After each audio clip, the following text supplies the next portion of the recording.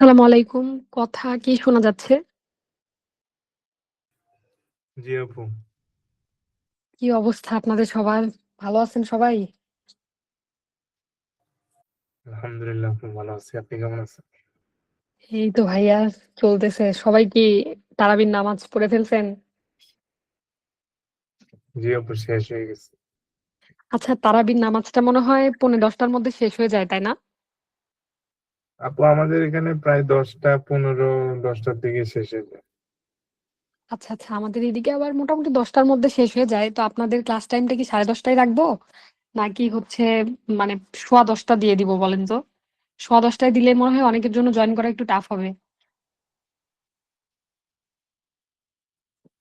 নাকি ছেলেদের যদি কোনো প্রবলেম না থাকে তাহলে 10:15 থেকে আমরা ক্লাসটা দিতে পারি। আসলে 10:15 দিলেও দেখা যাবে ওই যে 10:30 টার মতো বেজেই যাবে বোর্ড শেয়ার হাবিজাবি করতে করতে।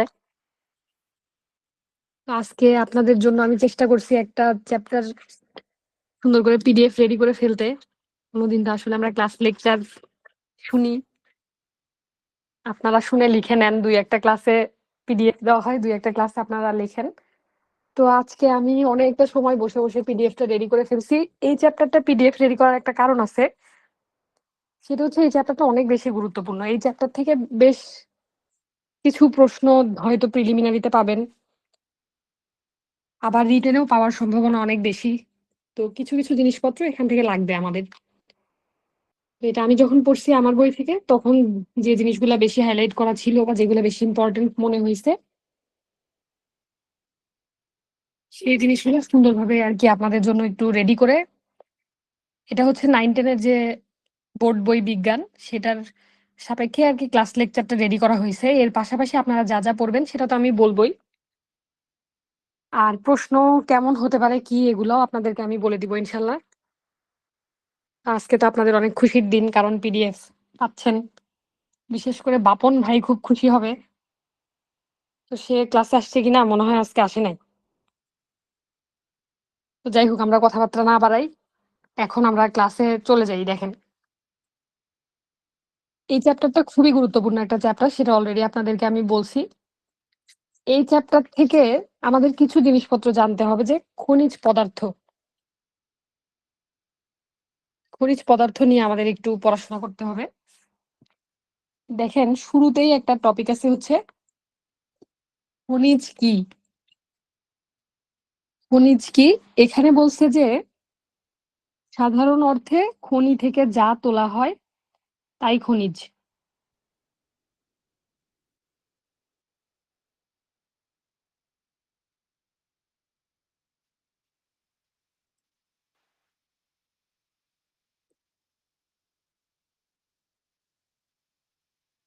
আচ্ছা, দেখেন, ব্যাপক অর্থে যদি আমরা দেখি তাহলে কি হবে, বিভিন্ন প্রকার শিলার গঠন উপাদানই খনিজ। এই যে দেখেন, বিভিন্ন খনিজের সংমিশ্রণে গঠিত হয় শিলা। আর খনিজ হচ্ছে একটা যৌগিক পদার্থ যার সৃষ্টি হয়েছে ভূত্বকে প্রাপ্ত দুই বা ততোধিক স্বাভাবিক মৌলিক উপাদানের রাসায়নিক সংযোগে। তো দেখেন, খনিজ জিনিসটা আসলে মানে কি। খনি থেকে আমরা যে জিনিসপত্র যেগুলা যাবতীয় পাচ্ছি, যেমন দেখেন, আমরা যদি নর্মাল ভাবে চিন্তা করি, এই যে সালফার, তামা, সোনা, গন্ধক, হীরা, এগুলো কিন্তু খনি থেকে উত্তোলন করা হয়। তো বলছে যে বিভিন্ন প্রকার শিলার গঠন উপাদান হচ্ছে খনিজ। এখন এখানে আপনাদের যেটা লাগবে, খনিজের সংজ্ঞাটা আপনাদের পড়তে হবে এবং এই জায়গায় কিছু উদাহরণ দিতে হবে। যেমন খনিজ কিন্তু একটা মানে আহ যৌগিক পদার্থ। তো এটা হচ্ছে যৌগিক পদার্থ, মানে এখানে অনেকগুলা মৌলের সমন্বয়ে একটা যৌগ তৈরি হয়েছে। আর এমনও কিছু কিছু খনিজ আছে যেগুলা কি শুধুমাত্র একটা মৌলিক পদার্থ দিয়ে তৈরি, যেগুলো যৌগিক না, যেগুলো হচ্ছে বিভিন্ন রকমের মৌলের সমন্বয়ে গঠিত না, একই মৌল নিয়ে একটা মানে খনিজ পদার্থ তৈরি হয়েছে। যেমন দেখেন, এই যে হীরা, সোনা, গন্ধক, তামা, হীরার মধ্যে শুধু হীরাই একটা মৌলিক খনিজ পদার্থ, এর মধ্যে আর অন্য কোনো কিছু নাই। আবার দেখেন, সালফার, তামা, এগুলো কিন্তু মৌলিক ও যৌগিক উভয় অবস্থাতেই পাওয়া যায়। এটা আপনি মৌলিক অবস্থাতেও পেতে পারেন, আবার অন্য পদার্থের সাথে একত্রিত ভাবেও পেতে পারেন। আচ্ছা দেখেন, খনিজ পদার্থের উৎস। খনিজ পদার্থের উৎস আগে আমরা ভাবতাম কি যে ভূগর্ভ থেকেই খনিজগুলা পাওয়া যায়, কিন্তু এখন বর্তমানে এই ধারণাটা আর খাটতেছে না। ভূত্বকেও কিন্তু কিছু খনিজ দ্রব্যের সঞ্চয় হয়। তো আগে যে শুধু গর্ভে পাওয়া যেত, সেই ধারণাটা এখন পরিবর্তন আসছে। যেমন দেখেন, এই জিনিসগুলো আমাদের একটু পড়তে হবে, এগুলো এমসিকিউ এর জন্য গুরুত্বপূর্ণ, যে লৌহজাত খনিজ হেমাটাইট, অ্যালুমিনিয়ামজাত খনিজ হচ্ছে বক্সাইট। তাহলে কোনটা হেমাটাইট কিসের খনিজ আর বক্সাইট কিসের খনিজ, এটা কিন্তু আমাদের প্রিলিমিনারি পরীক্ষার জন্য জানতে হবে। আচ্ছা দেখেন, যেগুলো আমরা ভূত্বক থেকে পাচ্ছি, এই ধরনের খনিজগুলোকে আমরা, এই ধরনের খনিজ উৎসগুলোকে আমরা বলবো হচ্ছে ভূপৃষ্ঠ খনি। আমরা কিন্তু কয়লার মতো অনেক মূল্যবান খনিজ পদার্থ কোথায় পাচ্ছি? ভূত্বকেই পাচ্ছি। আর কিছু কিছু ক্ষেত্রে আবার অনেক সময় দেখা যায় কি যে খনিজ আহরণের জন্য আমাদেরকে আহ কি করতে হচ্ছে, ভূত্বকের মাঝখানে গর্ত খুঁড়ে, খাদ করে, এই যে আমাদের ভূত্বকের এখানে একটু হয়েছে, খাদ কেটে গর্ত খুঁড়ে নিচে নামতে হয়, মানে খনি থেকে উত্তোলন করতে হয়। অনেক ক্ষেত্রে, অনেক ক্ষেত্রে শিলা স্তরের মধ্যে খনিজ পদার্থ সঞ্চিত থাকে। আবার এখানে দেখেন, দক্ষিণ আফ্রিকায় সোনার খনি পাওয়া গেছে ভূত্বকে প্রায় 3 কিলোমিটার গভীরে। এই ধরনের উৎস যেগুলো, সেগুলোকে আমরা বলবো হচ্ছে ভূগর্ভস্থ খনি। যেটা ভূগর্ভে, সেটা হচ্ছে ভূগর্ভস্থ খনি। যেটা আমরা ভূত্বকেই পেয়ে যাচ্ছি, আপার পার্টেই পেয়ে যাচ্ছি, সেটা হচ্ছে এই যে দেখেন ভূপৃষ্ঠ খনি। এগুলো আসলে অত বেশি গুরুত্বপূর্ণ না। এখান থেকে শুধুমাত্র আমাদের এই দুইটা তথ্যই মোস্ট ইম্পর্টেন্ট। আর বাকি জিনিসগুলো যেহেতু মানে আমরা একটা জিনিস পড়তেছি, আশেপাশের দুই একটা জিনিস আমাদের জানা দরকার, সেই জন্য বলা আর কিছু না। আচ্ছা দেখেন, এই যে আকরিক জিনিসটা কি, কেউ বলতে পারবেন?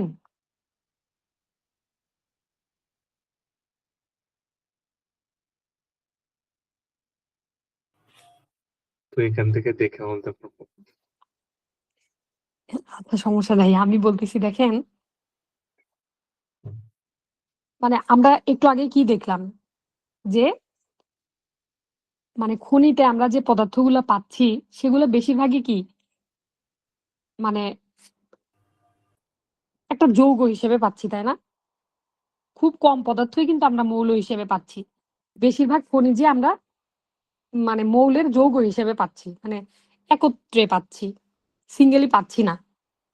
তো আপনি মনে করেন কোন একটা বিশেষ মৌল সংগ্রহ করতে চাচ্ছেন একটা, সেই ক্ষেত্রে আপনাকে কি করতে হবে, একটা খনিজ খুঁজে নিতে হবে, নিয়ে যার মধ্যে আপনি যে মৌলটা সংগ্রহ করতে চাচ্ছেন, সেই মৌলটাও কিন্তু আবার পর্যাপ্ত পরিমাণে থাকতে হবে। তো আপনি অনেক জ্ঞানজামের মধ্যে থেকে মূল কথা হচ্ছে আপনার যেইটুকু প্রয়োজন, আপনি সেইটুকু আলাদা করে সংগ্রহ করতে পারবেন, আলাদাভাবে সেইটুকু সংগ্রহ করা যায়। তো এখানে দেখেন, এখানে বলছে যে যে খনিজ থেকে সহজে এবং লাভজনক উপায়ে পর্যাপ্ত পরিমাণে মৌলিক পদার্থ আহরণ করা হয়, তাকে ওই মৌলের, এটা নীলের হয়ে গেছে, টাইপিং মিস্টেক হয়েছে, তাকে ওই মৌলের আকরিক বলে।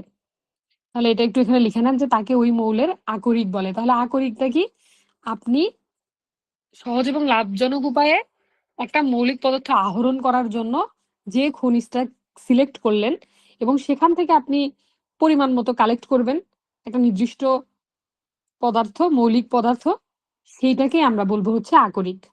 আচ্ছা তো দেখেন, এখানে বলছে যে হেমাটাইট খনিজে পাওয়া যায় শক্ত, দানাদার এবং আঁশযুক্ত একটি পদার্থ, যা মূলত লোহা এবং অক্সিজেনের যৌগ। এই যে দেখেন, হেমাটাইটের যে খনিজটা, সেখানে আপনি কি কি পাচ্ছেন, শক্ত, দানাদার, আঁশযুক্ত, এটা একটা পদার্থ। এর মধ্যে কি কি আছে হেমাটাইটের মধ্যে? লোহা আছে এবং অক্সিজেন আছে। তাহলে লোহা এবং অক্সিজেনের একটা যৌগ হচ্ছে হেমাটাইট। তো এর রাসায়নিক একটা নাম আছে, যেটা হচ্ছে কি আয়রন অক্সাইড। আয়রনকে আমরা Fe দিয়ে প্রমাণ মানে লিখি আর কি, এটার প্রতীক। তো দেখেন, এই যে আয়রন অক্সাইড, এই যে হেমাটাইট যে একটা খনিজ, এই হেমাটাইট খনিজ থেকে খুবই সহজে লাভজনকভাবে আপনি কি করতে পারবেন? লোহা নিষ্কাশন করতে পারবেন। এটা কিন্তু একটা যৌগ অবস্থায় আছে। আয়রন অক্সাইডের একটা যৌগ অবস্থায় হেমাটাইট একটা খনিজ। এই হেমাটাইট থেকে আপনি কিন্তু প্রয়োজনীয় সংখ্যক কি করতে পারবেন? লোহা নিষ্কাশন করতে পারবেন। এই জন্য এই হেমাটাইটকে বলা হয় লোহার আকরিক। এইরকম অ্যালুমিনিয়ামেরও আকরিক আছে।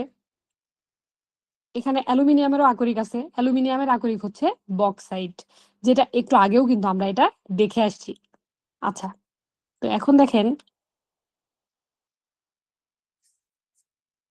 এগুলো কি? এগুলো হচ্ছে ধাতব আকরিক। ধাতুর ন্যায় অধাতুর আকরিকও কিন্তু ভূত্বকে বা ভূগর্ভে পাওয়া যায়। তো ধাতু অধাতু সম্পর্কে তো আমরা পড়ে আসছি এর আগে। তো ধাতু কোনগুলা অধাতু কোনগুলা? যেগুলা ধাতুর আপনি খনিজ থেকে ধাতু কালেক্ট করবেন সেগুলোকে আমরা বলবো হচ্ছে ধাতব আকরিক। আর ধাতুর মতো অধাতুর আকরিক যেগুলা ভূত্বকে বা ভূগর্ভে পাওয়া যাচ্ছে, যা থেকে সংশ্লিষ্ট অধাতুর যে মৌল আছে সেই অধাতুর মৌলটা যদি আপনি নিষ্কাশন করতে চান তাহলে সেটাকে আমরা বলবো হচ্ছে অধাতব আকরিক। এখন দেখেন এর উদাহরণ কি হতে পারে? এই যে দেখেন বেরিয়ামের আকরিক হচ্ছে ব্যারাইট। এগুলো এমসিকিউ এর জন্য গুরুত্বপূর্ণ। লাল কালি দিয়ে আমি লাইনগুলো মার্ক করে দিছি, এগুলো এমসিকিউ এর জন্য গুরুত্বপূর্ণ। আর ওভারঅল আকরিক কি, এটা আপনার প্রশ্ন আসতেই পারে। আকরিকের সংজ্ঞা মানে আকরিকের উদাহরণ দিন, এরকম দুই একটা প্রশ্ন এসে হয়তো এর সাথে একটা লেজ লাগাই দিতে পারে। তো এই জন্য আপনারা একটু পড়াশোনা করবেন, আশেপাশের যেগুলো কথাবার্তা আছে এগুলোও দেখবেন। বেরিয়ামের আকরিক হচ্ছে ব্যারাইট, কার্বনের আকরিক হচ্ছে গ্রাফাইট, কয়লা। আচ্ছা, তো এখন দেখেন, এখন আমরা দেখব মোটামুটি আকরিক থেকে ধাতু নিষ্কাশনের যে ব্যাপারটা। একটু আগে কিন্তু আমরা দেখছি যে খনিতে কিছু কিছু আকরিক কি মৌল হিসেবে পাওয়া যায়। তো ধাতব মৌলের মধ্যে প্রকৃতিতে অল্প পরিমাণে প্লাটিনাম, সোনা, রূপা, পারদ এগুলা মৌলিক অবস্থায় পাওয়া যায়। তাছাড়া অধিকাংশই কিন্তু যৌগ রূপে থাকে। খুব অল্প পরিমাণে মৌলিক অবস্থায় পাওয়া যাচ্ছে প্লাটিনাম, সোনা, রূপা, পারদ এগুলা হচ্ছে মৌলিক অবস্থায় পাওয়া যায়। আচ্ছা, তো প্রকৃতিতে সব আকরিক পদার্থই দেখেন মাটি, বালি, প্রয়োজনীয় দ্রব্যের সাথে এই আকরিক পদার্থগুলো কি মিশে থাকে। কারণ আমরা একটু আগেই দেখলাম যেগুলো কি যৌগ আকারে থাকে, একত্রে থাকে, ওখান থেকে আপনি একটা নির্দিষ্ট মৌল কালেক্ট করতে হলে সেটা আলাদা করতে হচ্ছে। তো এখন এসব খনিজ মানে এই যে দেখেন যার সাথে মিশে থাকতেছে, এইসব খনিজ অপদ্রব্যকে বলা হয় হচ্ছে খনিজ মল বা গ্যাং বলা হয়। তো খনিজ মল কি, গ্যাং কি, এটা একটু দেখে রাখতে পারেন। আগে 2 মার্কের প্রশ্ন ছিল তো তখন এগুলো কাজে আসতো বেশি, তবে এখন আর এগুলো অত বেশি গুরুত্ব বহন করে না, কারণ শুধুই একটা প্রশ্ন আসবে না 1 মার্কের জন্য। এটা আপনি জাস্ট জেনে রাখেন যদি এমসিকিউ হিসেবে চলে আসে, অথবা 1 লাইনের একটা সংজ্ঞা জানা থাকলো। তো দেখেন সাধারণত অতি উচ্চ তাপমাত্রায় খনিজ মল দূরীভূত হয় এবং উত্তাপের প্রভাবে আকরিক বিশ্লিষ্ট হয়ে মৌলটা কিন্তু আলাদা হয়ে যায়। তখন আপনি ওই মৌলটা কালেক্ট করতে পারবেন। এবং আপনারা যখন ছোটবেলায় পড়াশোনা করে আসছেন তখন হয়তো একটা জিনিস সবাই পড়ে আসছেন, আপনাদের মনে আছে কিনা জানা নাই, সেটা হচ্ছে তড়িৎ বিশ্লেষণ পদ্ধতি। এই নামটা কি পরিচিত? নামটা মনে পড়ছে আপনাদের? পড়ে যে আসছেন ছোটবেলায়?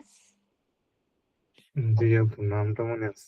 আচ্ছা, তো আমাদের এত কঠিন দরকার নাই, আমরা জাস্ট জানবো কি যে কোন ধাতু নিষ্কাশনে একটা পদ্ধতি ব্যবহার করা হয়, সেই পদ্ধতিটা হচ্ছে তড়িৎ বিশ্লেষণ পদ্ধতি। তো এখানে দেখেন একটা সহজভাবে এরা বলছে যে গলিত বা দ্রবীভূত আকরিকের মধ্যে 2টা ধাতব দণ্ড ডুবিয়ে দণ্ড দুটিকে বিশেষ উপায়ে বিদ্যুৎ উৎসের সাথে সংযুক্ত করে তড়িৎ বিশ্লেষণ করা হয়। এখানে কিন্তু আমরা কিছু জিনিস পড়ছিলাম, একটা হচ্ছে অ্যানোড, একটা হচ্ছে ক্যাথোড। তো এগুলো আপনারা যখন ওই চ্যাপ্টার গুলা পড়বেন, কনসার্ন চ্যাপ্টার গুলা যখন পড়বেন তখন একটু দেখে নিবেন যে অ্যানোডে কি হয়, ক্যাথোডে কি হয়, পজিটিভ কোনটা, নেগেটিভ কোনটা, প্লাস মাইনাস কোনটা কি, এগুলো একটু দেখবেন। হ্যাঁ, এগুলো এমসিকিউ এর জন্য অনেক বেশি গুরুত্বপূর্ণ। এই জিনিসগুলো আপনারা MP3 যে বিসিএস এর বিজ্ঞান বইটা আছে এমসিকিউ এর জন্য, ওইটা কিন্তু আমি আপনাদেরকে বলছি একটু পড়াশোনা করতে হবে ওইটা। আর কোর্সের মধ্যে তো আমি চেষ্টা করব সর্বোচ্চ যতটুকু পড়ানো যায়। আমার দিকে ঘাটতি কোনোভাবেই আমি করার চেষ্টা করব না, এবং যতটুকু আপনাদের একান্তই প্রয়োজন আমার কাছে মনে হবে যে না এগুলো আমাকে একটু দেখায় দিতেই হবে, সেগুলো আমি অবশ্যই দেখায় দিব। আর কিছু জিনিস আপনাদের নিজেদেরকেও একটু পড়তে হবে, সেগুলো ওভারঅল বলে দিব। মানে কোর্সটা জাস্ট গুছায় ফেলবো আমরা, তারপরে আপনারা পড়বেন, পরীক্ষা দিবেন। আচ্ছা দেখেন, এখানে কিছু কিছু অধাতু মৌল হিসেবেই খনি থেকে সংগৃহীত হয়। সেই অধাতুগুলা কি? এই যে সালফার, কার্বন, এগুলো কিন্তু মৌল হিসেবেই সংগৃহীত হয়। তো এইভাবে এখানে আপনারা শুধুমাত্র খনিজ মল বা গ্যাং জিনিসটা কি এটা একটু জানা রাখবেন। আর তড়িৎ বিশ্লেষণ পদ্ধতিতে আসলে কি হচ্ছে, এই যে দেখেন দুইটা ধাতব দণ্ড, ধাতুর মানে যে দুইটা ধাতব দণ্ড ব্যবহার করা হচ্ছে, সেখান থেকে কিন্তু আমরা হচ্ছে এই আকরিক থেকে ধাতু নিষ্কাশন করতেছি। আচ্ছা, এখন আমরা এখানে যেটা আমাদের বেশি গুরুত্বপূর্ণ সেটা হচ্ছে এখানে কতগুলা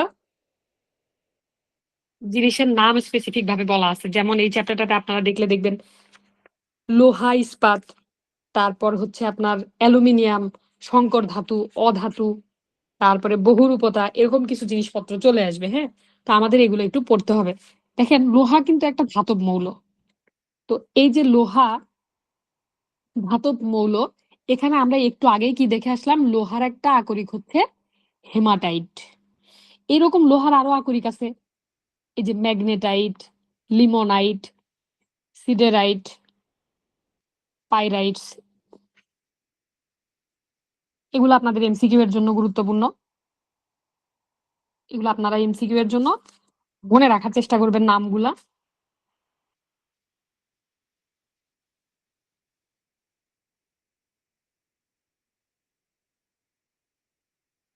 আচ্ছা দেখেন, আমরা লোহার পার্টটা পুরাটাই পড়ি। শিল্পক্ষেত্রে লোহার আকরিকের সাথে কোক মানে কার্বন চূর্ণ, কার্বনকে চূর্ণ করে কার্বন চূর্ণ এবং চুনা পাথর মিশিয়ে অতি উচ্চ তাপে ব্লাস্ট ফার্নেস নামক বিশেষ চুলায় গলানো হয়। তাহলে এটা কোথায় গলানো হচ্ছে? Blast furnace. এটা হচ্ছে একটা বিশেষ চুলা, সেখানে গলানো হয়।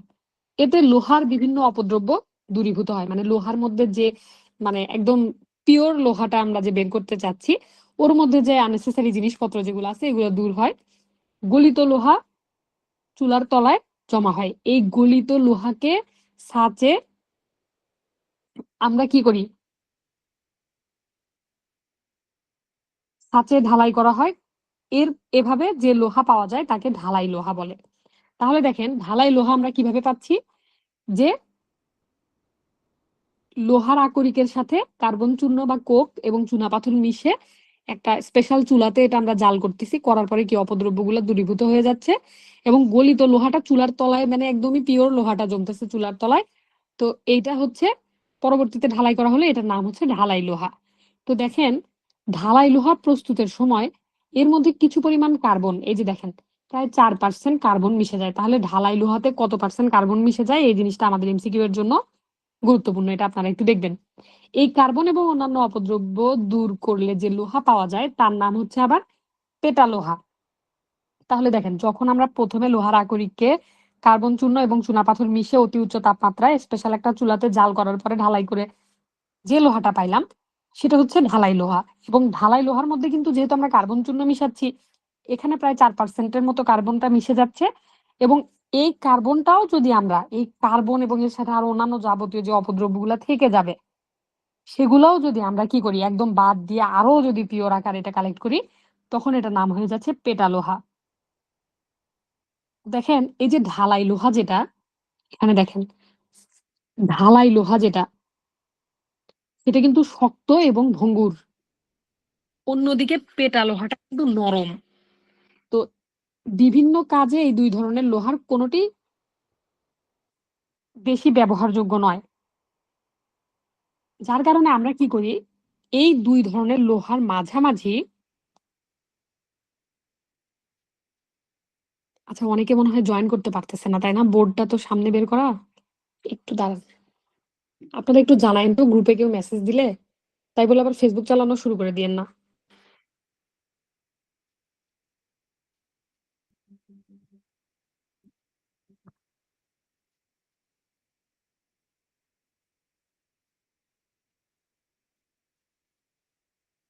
আচ্ছা দেখেন, তো এগুলা তো আসলে খুব বেশি ব্যবহারযোগ্য, বিভিন্ন কাজে আমরা ব্যবহার করতে পারতেছি না। সেজন্য এই দুই ধরনের লোহার মাঝামাঝি গুণ সম্পন্ন আমরা এক ধরনের লোহা তৈরি করতেছি, যেটা নাম আমরা কি দিচ্ছি বলেন? ইস্পাত। হ্যাঁ, তো ইস্পাতের একটা সংজ্ঞা আমাদেরকে পড়তে হবে। দেখেন বলছে যে লোহায় কার্বনের পরিমাণ শতকরা 0.08 থেকে 1.5 এর মধ্যে তাকে আমরা কি বলবো? ইস্পাত বলবো। তাহলে এই সংজ্ঞাটাও পড়বেন আপনারা। একই সাথে আপনারা এমসিকিউ এর জন্য এই জিনিসটাও মনে রাখবেন, ইস্পাতে কার্বনের পরিমাণের উপরে এর গুণাগুণটা নির্ভর করে। তাহলে ইস্পাতের গুণাগুণটা কেমন হবে সেটা কিসের উপরে ডিপেন্ড করবে? সেটা ডিপেন্ড করবে হচ্ছে কার্বনের পরিমাণের উপর। এবং ইস্পাতে কার্বনের পরিমাণ শতকরা 0.5 এর যদি কম হয় তাহলে আমরা এটাকে নরম ইস্পাত বলবো। যদি এই পরিমাণটা কার্বনের পরিমাণটা যদি 0.5 এর বেশি হয় তাহলে আমরা এটাকে শক্ত ইস্পাত বলবো। তো দেখেন ইস্পাতে কার্বনের সাথে আরো এক বা একাধিক মৌল খুব সামান্য পরিমাণে মিশিয়ে এটার গুণাগুণকে কিন্তু আরো উন্নত করা যায়, মানে এটা আমরা আরো স্পেশালাইজড করতে চাচ্ছি। সেই ক্ষেত্রে দেখেন এখানে বলছে কি যে, এখানে বলছে ক্রোমিয়াম ও নিকেল মিশ্রিত ইস্পাতে মরিচা পড়ে না। দেখেন আমরা প্রথমে দেখলাম কি, প্রথমে আমরা দেখলাম যে ঢালাই লোহার বিষয়টা আসলো, আসার পরে আমরা দেখলাম কি যে পেটা লোহা, মানে ঢালাই লোহার থেকে পেটা লোহাটা আরো একদম পিওর। তো ওখান থেকে আমরা দেখলাম কি যে এই দুইটার কোনোটাই তো আমরা আসলে খুব ভালোভাবে ব্যবহার করতে পারতেছি না। তো আমরা একটা স্পেশালাইজড আরেকটা লোহা তৈরি করলাম যেটার নাম হচ্ছে ইস্পাত। এখন এই ইস্পাতের মধ্যেও কিন্তু আবার এইটাকে যাতে কোনোভাবে মরিচা না পড়ে বা এটার কার্যকারিতা গুণাগুণ যাতে আরো বাড়ানো যায়, সেই জন্য আমরা কি করতেছি, গুণাগুণ আরো উন্নত করার জন্য একাধিক মৌল, এক বা একাধিক মৌল খুবই সামান্য পরিমাণে মিশে ওইটাকে আমরা আরো স্পেশালাইজড করতেছি। তখন কি হচ্ছে দেখেন, এই যে ক্রোমিয়াম এবং নিকেল মিশ্রিত ইস্পাতে মরিচা পড়ে না, এইটা কিন্তু এমসিকিউ এর জন্য খুবই গুরুত্বপূর্ণ এবং রিটেনের মধ্যে আপনারা যদি কোনো প্রশ্ন এই রিলেটেড আসে সেখানে লিখতে পারবেন। এই ইস্পাতকে মরিচা রোধী বা স্টেইনলেস স্টিল বলে। তাহলে দেখেন এই কথাটা কিন্তু ছোটবেলায় আপনারা আমরা অনেক শুনছি, তাই না, যে স্টেইনলেস স্টিল। তো স্টেইনলেস স্টিলটা আসলে কি, দেখবেন যে খুবই চকচকা দেখতে, খুব সুন্দর না একদম, মরিচা টরিচা পড়বে না, এটাই হচ্ছে সেই স্টেইনলেস স্টিল বা যেটা হচ্ছে এই যে স্পেশালাইজড ইস্পাত যেটা। এই ইস্পাত দিয়ে কি করা হচ্ছে, অস্ত্রোপচারের যন্ত্রপাতি কিন্তু তৈরি করা হচ্ছে, মানে অপারেশনের যে বিভিন্ন যন্ত্রপাতি সেগুলো তৈরি করা হচ্ছে। এবং দেখেন এখানে বলছে কঠিন ইস্পাতকে উত্তপ্ত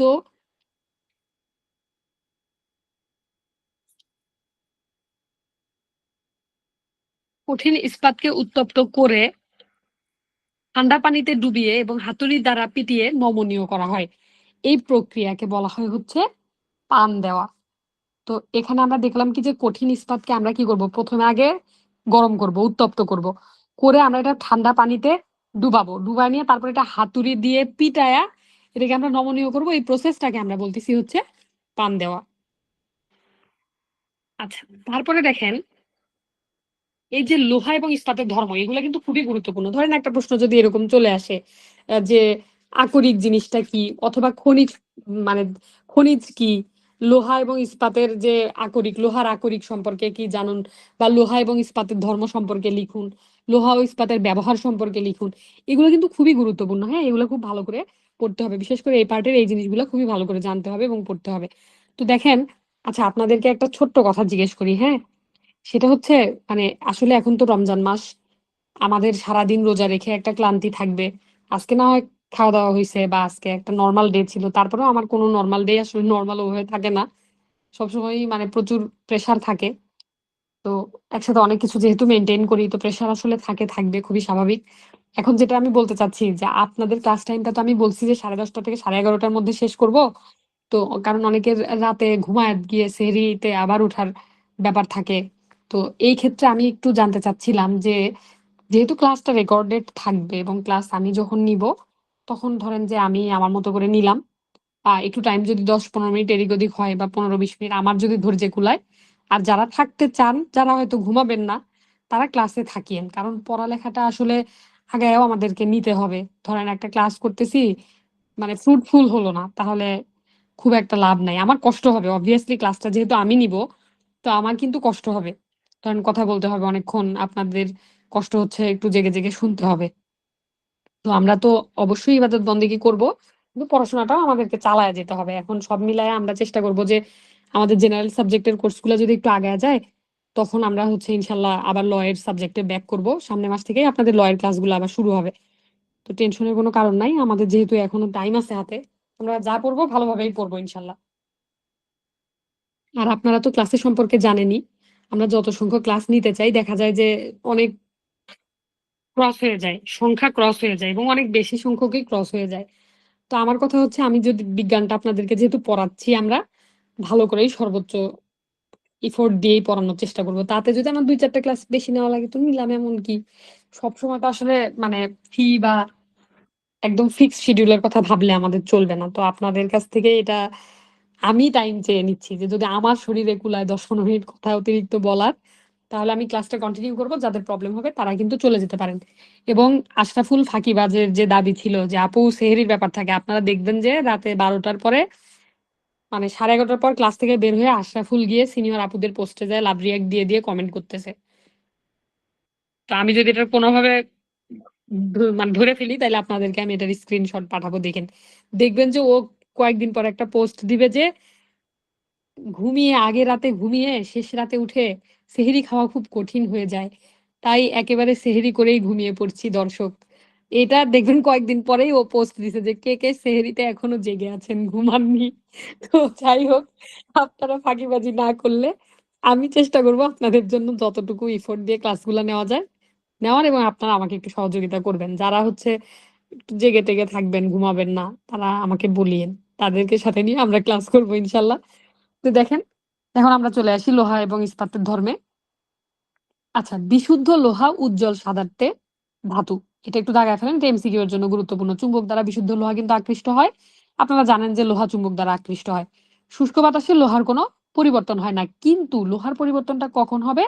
এই যে দেখেন আর্দ্র ও ভেজা বাতাসে লোহার উপরে এক ধরনের লালচে বাদামি বর্ণের আস্তরণ পড়ে। আমরা সবাই জানি যে লোহা যদি আমরা বাইরে অনেকদিন খোলা একটা জিনিস ফেলে রেখে দেই, তাহলে ওটার উপরে কিন্তু মরিচা পড়ে যায় বা যেটাকে আমরা সহজ বাংলা ভাষায় বলি যে জং ধরে যায়। তো এই যে দেখেন ঢালাই লোহার কথা আমরা একটু আগে পড়লাম। ঢালাই লোহায় কার্বনের পরিমাণ শতকরা ২ থেকে ৫ ভাগ। পেটা লোহায় কার্বন প্রায় থাকে না বললেই চলে। কারণ আমরা একটু আগেই পড়ে আসছি কি যে লোহার যে ঢালাই এবং পেটা লোহা, ঢালাই লোহাতে কিন্তু কিছু জিনিসপত্র অপদ্রব্য কার্বন তাও থেকে যায় ৪% পর্যন্ত থাকে। এখানে বলছে যে শতকরা ২ থেকে ৫ ভাগ পর্যন্ত থাকে। তো এইখানে দেখেন বলছে যে পেটা লোহা যেটা, পেটা লোহায় কার্বন প্রায় থাকে না বললেই চলে। কারণ পেটা লোহাটা আরো বেশি পিওর।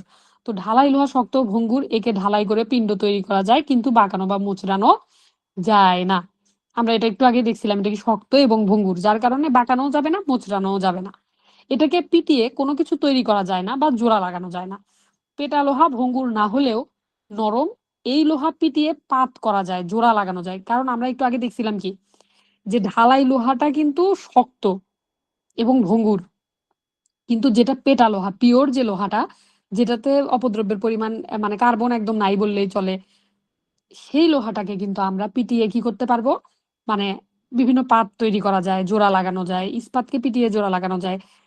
এগুলাতে পান দেওয়া যায়। পান দেওয়া কি একটু আগে আমরা পড়ে আসছি। তো এগুলা দিয়ে কি করা যায়? স্থায়ী চুম্বক তৈরি করা যায়। লোহা দিয়ে কিন্তু স্থায়ী চুম্বকও তৈরি করা যায়। বিভিন্ন যন্ত্রের মধ্যে দেখবেন যে অনেক চুম্বক কিন্তু এই যে লোহা দিয়ে তৈরি করে কাজে লাগানো হয়। আচ্ছা দেখেন লোহা এবং ইস্পাতের ব্যবহারটা খুব বেশি গুরুত্বপূর্ণ। ধরেন আকরিক কি, খনিজ কি, মানে লোহা এবং ইস্পাতের ধর্ম, লোহা এবং ইস্পাতের ব্যবহার এগুলো খুবই গুরুত্বপূর্ণ। তো আমরা তো জানি যে ধাতুর মধ্যে লোহার ব্যবহারই সবচেয়ে বেশি আমাদের পরিলক্ষিত হয়। একদম ছোট দেখবেন এই যে আলপিন থেকে শুরু করে বড় জাহাজ, আকাশছোঁয়া অট্টালিকা সবকিছু তৈরিতে লোহা বা ইস্পাত কিন্তু প্রয়োজন হয়। কারণ আপনি একটা ছাদ ঢালাই দিবেন এর মধ্যে কিন্তু আপনাকে মনে করেন যে রড দিতে হচ্ছে। তো লোহাকে বাদ দিয়ে আমরা আসলে ওইভাবে কোনো কিছু চিন্তা করতে পারি না।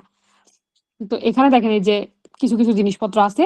পেটা লোহা থেকে তৈরি হয় তার জাল, বৈদ্যুতিক চুম্বক, লোহার রেলিং, গ্রিল, গেট এগুলো কিন্তু তৈরি হয় পেটা লোহা থেকে, হ্যাঁ? কারণ পেটা লোহাকে একটা মানে রূপ দেওয়া যাচ্ছে আরকি।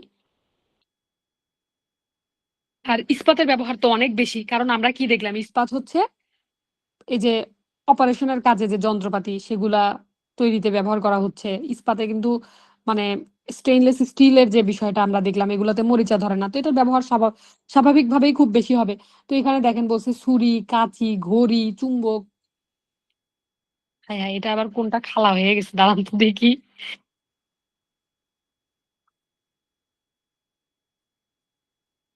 ঘড়ি, চুম্বক এটা থালাটা খালা হয়ে গেছে, হ্যাঁ? এটা হবে তাড়াহুড়াতে। এটা হবে থালা। এটা আপনারা একটু দেখে নিন। থালা, গ্লাস, ইঞ্জিন, রেল লাইনের পাত, চাকা, মেশিন গান, ট্যাঙ্ক, হাবিজাবি মানে এগুলো আর কি তৈরি করতে ব্যবহার হয় বিভিন্ন প্রকার ইস্পাত। তো আমি তো বলছি যে ইস্পাত অনেক বেশি ইম্পর্টেন্ট, ইস্পাতের ব্যবহারই সবসময়ই হচ্ছে আমাদের লাইফে। আচ্ছা, দেখেন আর্দ্র বাতাসের সংস্পর্শে বাতাসের অক্সিজেনের সাথে, তাহলে বাতাসে যে অক্সিজেন থাকে হচ্ছে এই অক্সিজেনের সাথে লোহার বিক্রিয়ায় এক ধরনের হাইড্রেটেড আয়রন অক্সাইড যৌগ সৃষ্টি হয়।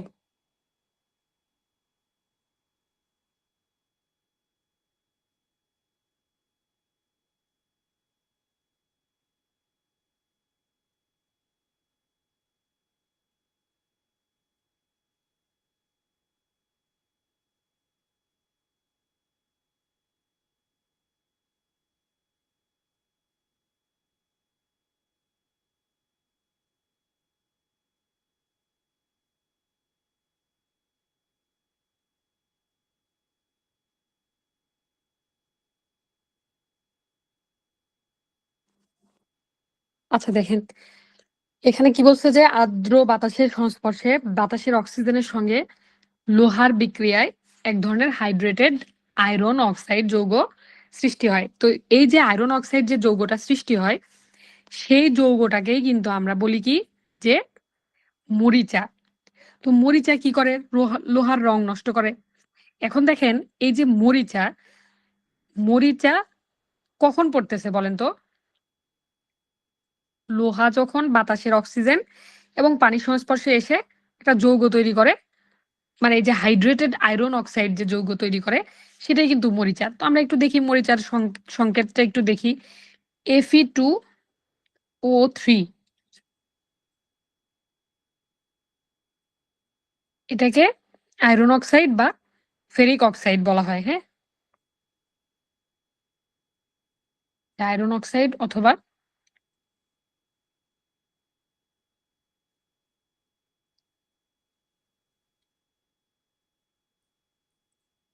দেখেন মরিচা তো ধরতেই পারে স্বাভাবিক। এখন মরিচাটা আমরা প্রতিরোধ করব কিভাবে? ধাতুর উপরিতলে কি করা যায়? রং বা গ্রিস দিয়ে আমরা করতে পারি। মেশিনের ঘূর্ণনশীল অংশে তেল বা গ্রিস দিয়ে মরিচাটা রোধ করা যায়। লোহাকে গলিত দস্তায় ডুবিয়ে লোহার উপর দস্তার পাতলা প্রলেপ দেওয়া হয়। যদি আমরা লোহার উপরে দস্তার একটা পাতলা প্রলেপ দিতে পারি তাহলে কিন্তু সেখানে মরিচা মরিচা ধরতে পারে না। কেন? কারণ ওই যে বাতাসের সংস্পর্শে, আর্দ্র বাতাসের সংস্পর্শে লোহা তখন সরাসরি আসতে পারতেছে না, উপরে একটা প্রলেপ থেকে যাচ্ছে, সেটা ওইটাকে মরিচা পড়া থেকে বাধা দিচ্ছে। তো এখানে দেখেন এই যে গুঁড়া দুধের টিন বা অন্যান্য টিনজাত খাবারের কৌটা মূলত লোহা বা ইস্পাতের তৈরি। এদের উপর পাতলা টিনের ধাতুর প্রলেপ দেওয়া থাকে, এভাবে কোনো ধাতুর উপর দস্তার প্রলেপ দেওয়াকে। তাহলে দেখেন আমরা যদি কোনো ধাতুর উপরে দস্তার প্রলেপ দেই তাহলে সেটাকে আমরা কি বলতেছি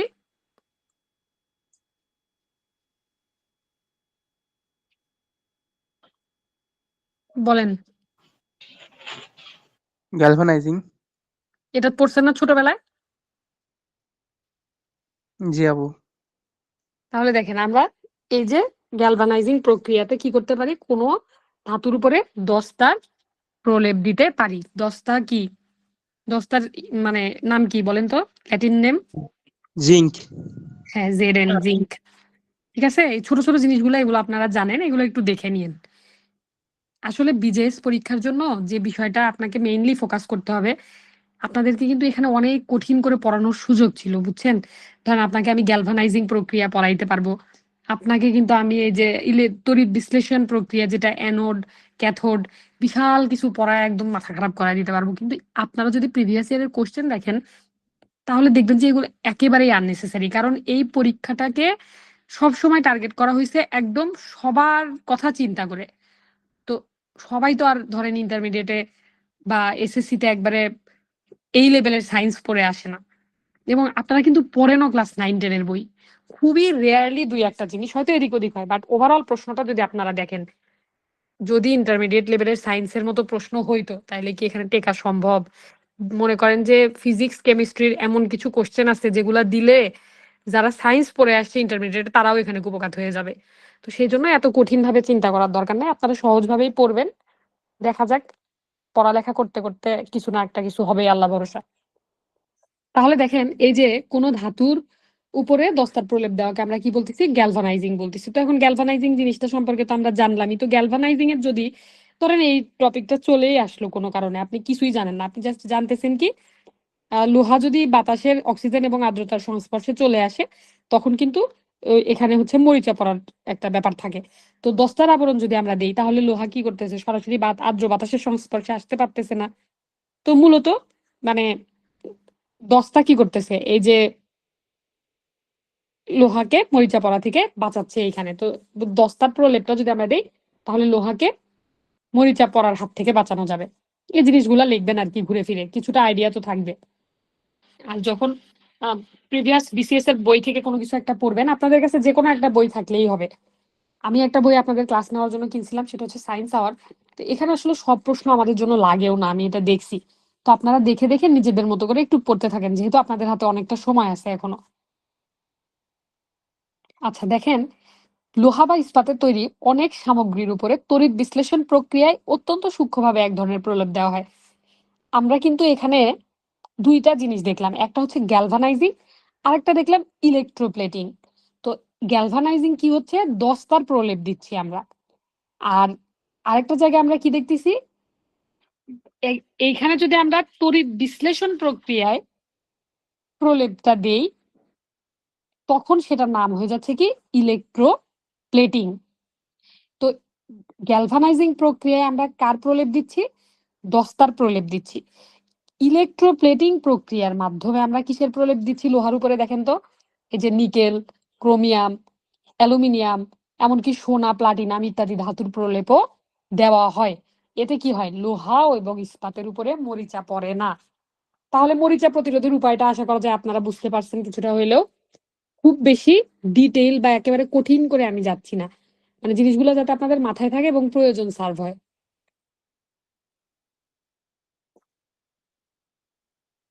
এই বেয়াদব বোর্ডটা আবার বের হয়ে চলে গেছে, একটু দাঁড়ান।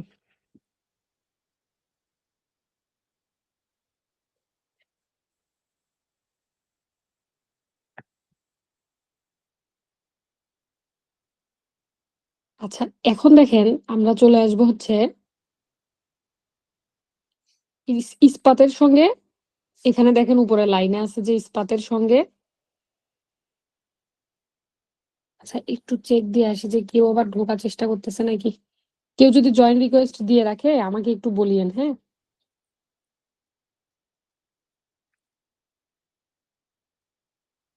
যদি মেসেজ কারো চোখে পড়ে আর কি।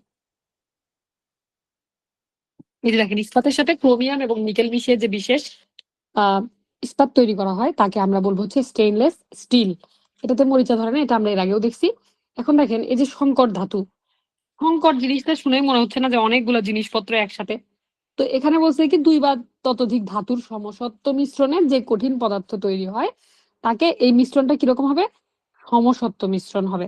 তো সমসত্ব মিশ্রণের মাধ্যমে যে কঠিন পদার্থ তৈরি হয়, সেটাকে আমরা কি বলবো? সংকর ধাতু বলবো। যেমন দেখেন, এই যে গলিত তামা এবং দস্তা যে কোনো অনুপাতে মিশিয়ে ঠান্ডা করলে এক ধরনের শক্ত ধাতব পদার্থ পাওয়া যায়, এটা একটি সংকর ধাতু।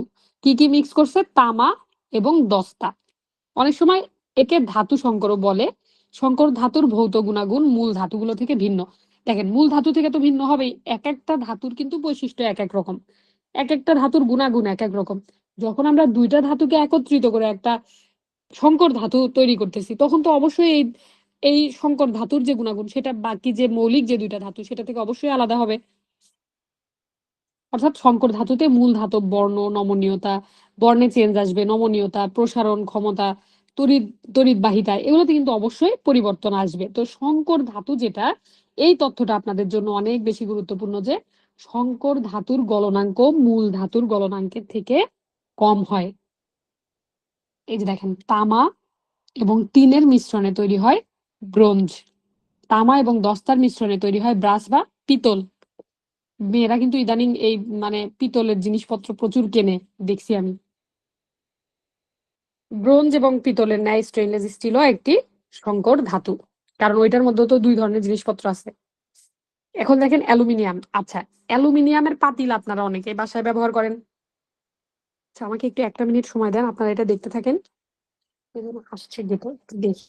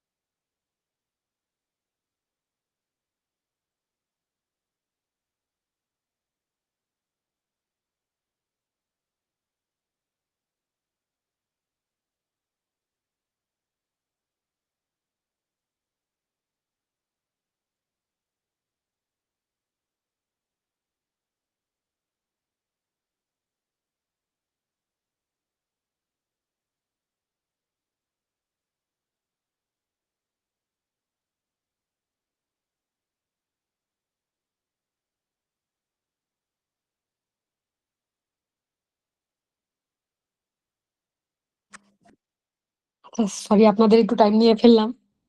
দেখেন, আমরা এখন পড়ালেখায় আবারও ব্যাক করি। এই যে অ্যালুমিনিয়াম, পৃথিবীতে যে ধাতুটি অনেক বেশি পরিমাণে পাওয়া যায় সেটা হচ্ছে অ্যালুমিনিয়াম। আপু, একজন রিকোয়েস্ট দিয়েছে, অ্যাকসেপ্ট করেন। আশরাফ সিদ্দিক। আশরাফটা কেবল আসলো, ফেসবুক টেসবুক চালায় মনে হয় আসতেছে। দেখি কে কে আসলো। আশরাফুল ইসলাম আবার 2টা কিসের জন্য?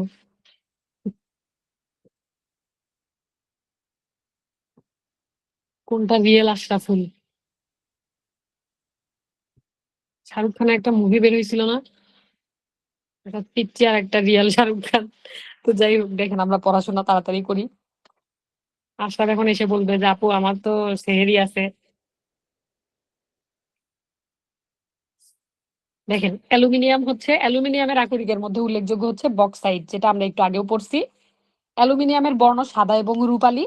এতে সামান্য নীলাভ দ্যুতি আছে। এগুলা কিন্তু খুবই গুরুত্বপূর্ণ। হ্যাঁ, এগুলো অ্যালুমিনিয়ামের বৈশিষ্ট্য বলেন, এমসিকিউ এর জন্য বলেন, অনেক বেশি গুরুত্বপূর্ণ। এবং ধাতুটি অত্যন্ত হালকা আপেক্ষিক ঘনত্ব কত? 2.7। একে পিটিয়ে পাত করা যায়। অ্যালুমিনিয়ামের যে পাত,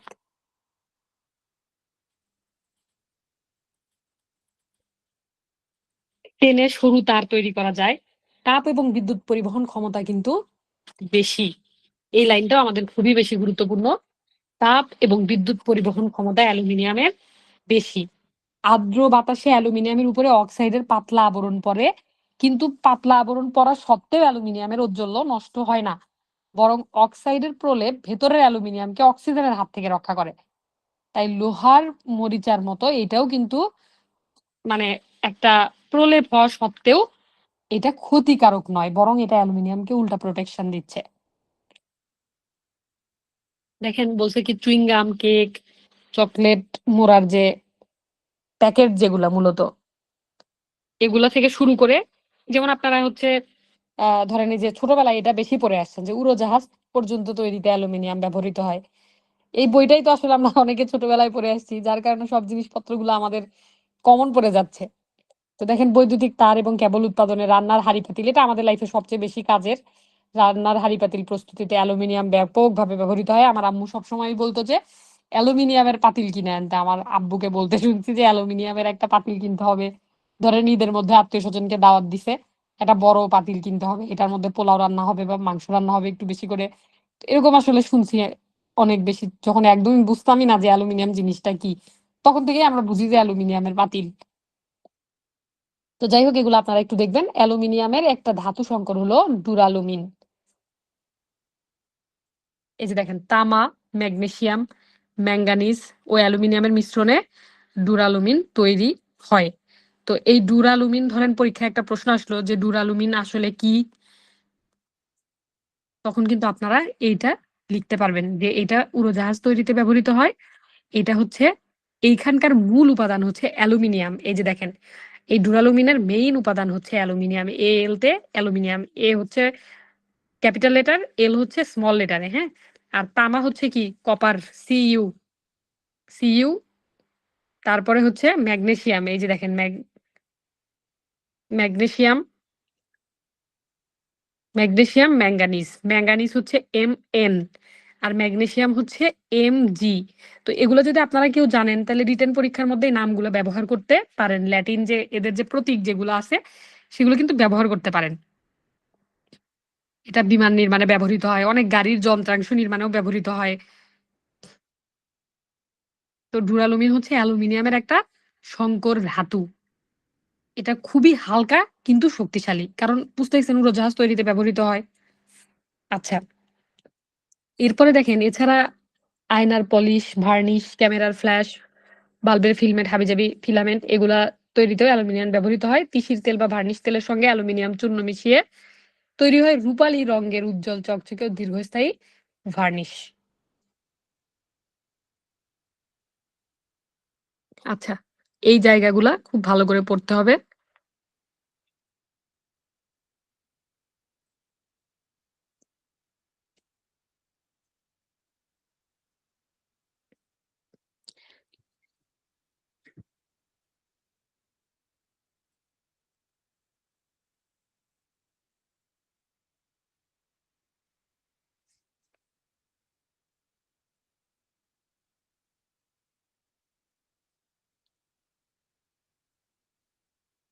দাঁড়ান, এর পরের অংশে যাব আমরা হচ্ছে অধাতু এবং বহুরূপতা।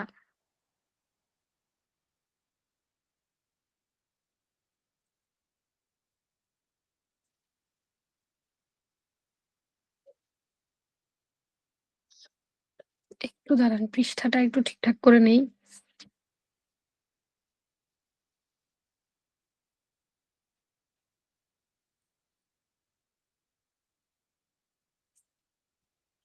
দেখেন, একটা টপিক আছে হচ্ছে অধাতু এবং অধাতুর বহুরূপতা।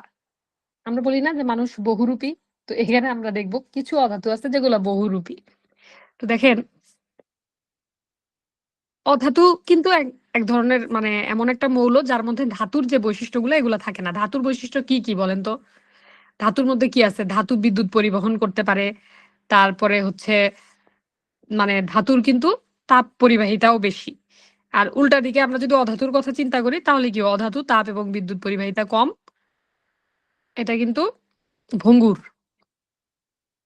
তো যাই হোক, এখন কিছু অধাতুর কথা যদি আমরা বলি, যেমন অক্সিজেন, নাইট্রোজেন, কার্বন, সালফার, এগুলো কিন্তু অধাতু। এখানে আপনারা তার মধ্যে একটা এখন পড়বেন, আমরা পড়বো, সেটা হচ্ছে কার্বন। তো দেখেন, বহুরূপতা জিনিসটা আসলে কি? বহুরূপতার বিষয়টা হচ্ছে একই মৌল ভিন্ন ভিন্ন গঠন বা রূপে থাকতে পারার যে পাওয়ার বা ক্ষমতা, যেটা সেটা হচ্ছে বহুরূপতা। যেমন আমরা আমরা না, আমি আমার কথা বলি, আপনাদের কথা আমি জানি না।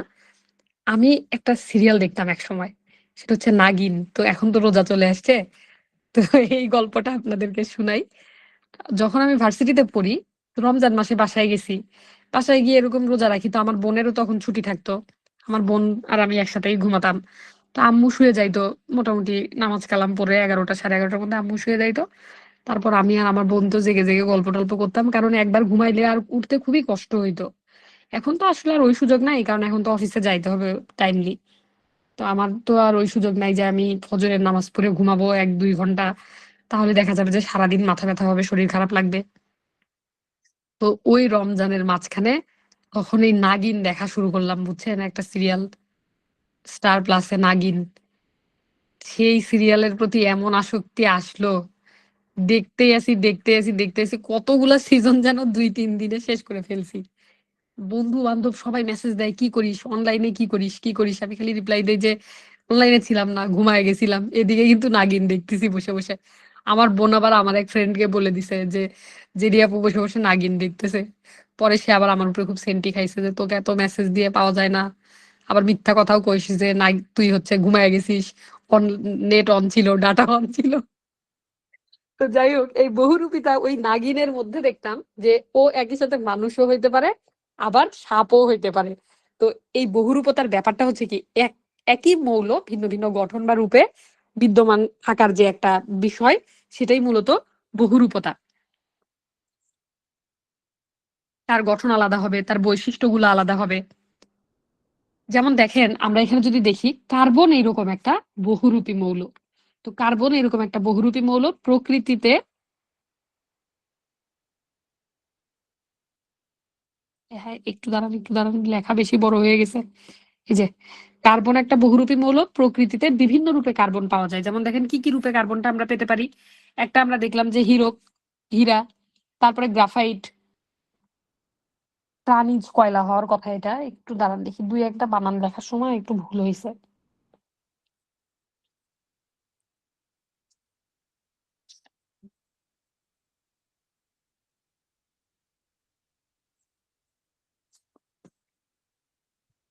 এটা হচ্ছে প্রাণী প্রাণীজ কয়লা হবে। এটা হবে বর্গীয় প্রাণীজ কয়লা, খনিজ কয়লা, কাঠ কয়লা, ভূসা কয়লা, দীপকালি, এগুলা হচ্ছে আপনার প্রকৃতিতে কার্বনের বিভিন্ন রূপ। এদের মেইন বিষয়টা হচ্ছে কার্বন, কিন্তু বিভিন্ন রূপে এগুলা পাওয়া যাচ্ছে। এবং জীবনে প্রথম যখন পড়ছি, তখন দেখতাম হীরকেরও উপাদান কার্বন, গ্রাফাইটেরও উপাদান কার্বন, আবার কয়লার উপাদানও কার্বন। কি অদ্ভুত না! কয়লা হচ্ছে সবচেয়ে কালো, একদম আলো শোষণ করে নিচ্ছে, আর হীরক হচ্ছে সবচেয়ে উজ্জ্বল পদার্থ। তো আমি এটা খুবই অবাক হইতাম যখন পড়ছি প্রথম, একদম জীবনে প্রথম। এটা তখন আমার কাছে একটা খুবই মিস্ট্রিয়াস বিষয় মনে হইতো। তো এগুলো হচ্ছে কার্বনের রূপভেদ। তো দেখেন, গন্ধক ও ফসফরাস আরো 2টা বহুরূপী মৌল। কার্বনের বিষয়টা তো আমরা খুবই ভালো করে জানি, এবং কার্বনের ব্যাপারটা কিন্তু খুব কমন। আমরা সবাই কম বেশি কার্বনটা জানি, কিন্তু বাকি যেগুলা গন্ধক আর হচ্ছে ফসফরাস, এটা কিন্তু আমরা অত বেশি আসলে হুট করে কেউ জিজ্ঞেস করলে বলতে পারার মতো অবস্থায় থাকি না।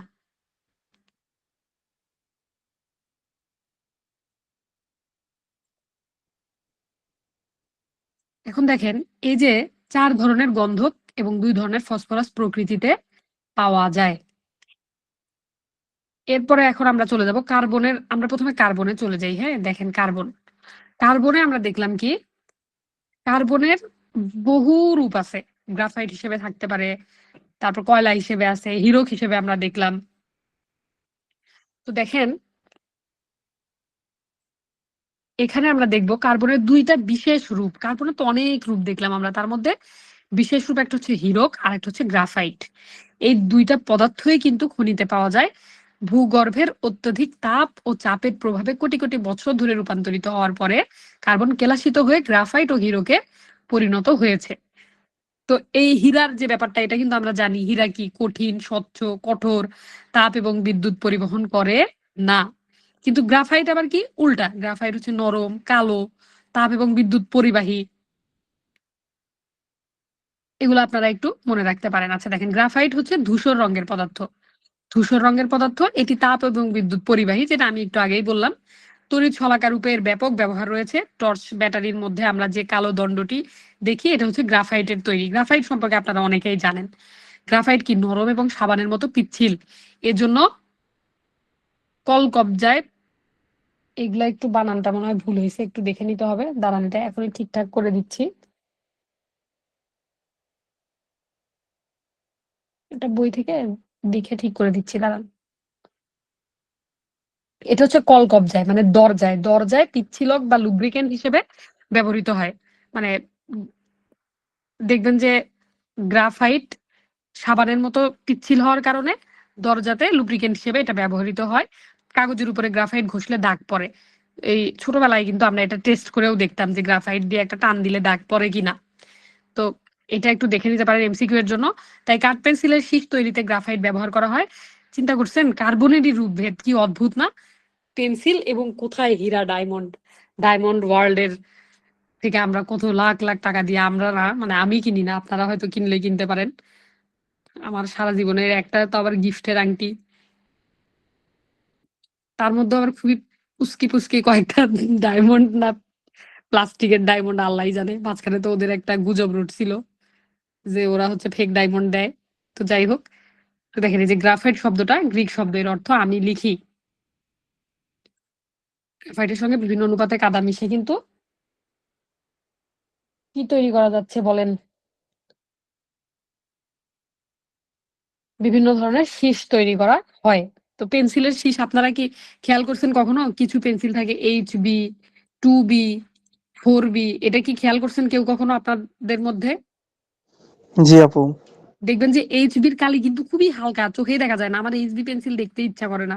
এগুলো বিশেষ করে যারা চারুকলাতে পড়ে বা যারা ড্রয়িং করে, তাদের জন্য এটা খুবই বেশি মানে গুরুত্বপূর্ণ যে কোন পেন্সিল দিয়ে কি করবে। তো HB একবারে চোখ কানা করা পেন্সিল, এটা আমার চোখেই পড়ে না কালি। আমি আবার এই জন্য খুবই গাঢ় 2B বা 4B কিনি। এগুলোর কিন্তু দামও বেশি, যেটা হচ্ছে আবার হীরকের মতো না। এটা ভাবিয়েন না যে হীরার দামে পেন্সিল কিনতেছি আমি। আচ্ছা দেখেন, এখানে আমরা দেখবো কি প্রাকৃতিক বস্তুর মধ্যে হীরক সবচেয়ে কঠিন। পৃথিবীর বেশিরভাগ হীরক পাওয়া যায় দক্ষিণ আফ্রিকায়। কৃত্রিম উপায়ে হীরক তৈরি করা যায়। প্রকৃতিতে হীরক পাওয়া যায় কেলাসিত বা দানা বাঁধা অবস্থায়। সাধারণত হীরক স্বচ্ছ এবং বর্ণহীন। হীরকের মধ্যে দিয়ে এই যে আলো বিভিন্নভাবে বেঁকে যায় বলে একে চকচকে দেখায়, আলোর প্রতিফলন হয় বারবার, যার কারণে কি এটা অনেক বেশি শাইনি হয়, চকচকে দেখায়। আর হীরক তাপ এবং বিদ্যুৎ অপরিবাহী, যেটা আমি আপনাদেরকে শুরুতেই বলছি অলরেডি, যে হীরকের মধ্যে দিয়ে তাপ পরিবহন হয় না, বিদ্যুৎ পরিবহন হয় না। কিন্তু গ্রাফাইট তার অপোজিট। কার্বনেরই দুইটা রূপভেদ, কিন্তু একটাতে বিদ্যুৎ এবং তাপ পরিবহন হয়, আরেকটা কিন্তু বিদ্যুৎ এবং তাপ অপরিবাহী। এবং এক্স রে সাহায্যে হীরাটা আসল না নকল এটা চেনা যায়। আসল হীরার মধ্যে দিয়ে কিন্তু এক্স রে যেতে পারে, নকল বা কৃত্রিম যেটা, এটার মধ্যে দিয়ে এটা যেতে পারে না। বিশেষ এক ধরনের হীরক আছে যেটা রং হচ্ছে কালো, এর একটা নাম আছে, সেটা হচ্ছে কার্বডো। এটা আপনারা একটু মনে রাখবেন, হ্যাঁ। এটা অত্যন্ত শক্ত, কাঁচ কাটা পলিশের কাজে এই হীরকটা ব্যবহৃত হয়। ছোটবেলায় কিন্তু আমি বিশেষ করে শুনতাম যে হীরা দিয়ে কাঁচ কাটে। আবার দেখেন এই যে হীরক চূর্ণ দিয়ে রং প্রস্তুত করা হয়। আচ্ছা এখন দেখেন এই যে খনিজ কয়লা, একটু আগেই কিন্তু আমরা দেখছিলাম খনিজ কয়লা, প্রাণীজ কয়লা, সক্রিয় কয়লা, এগুলো কার্বনের এক একটা রূপভেদ। তো এখান থেকে আপনারা এটা সম্পর্কে হালকা একটু রিডিং দিবেন। কয়লাও কিন্তু কার্বনের একটা রূপভেদ। এই যে দেখেন প্রাণীজ কয়লা আবার দুই প্রকারের, অস্থি কয়লা, রক্ত কয়লা, এগুলো একটু দেখবেন, হ্যাঁ। এগুলো MCQ এর জন্য গুরুত্বপূর্ণ। এরপরে দেখেন আমরা দেখবো হচ্ছে গন্ধক। গন্ধক সম্পর্কে কি জানেন বলেন তো?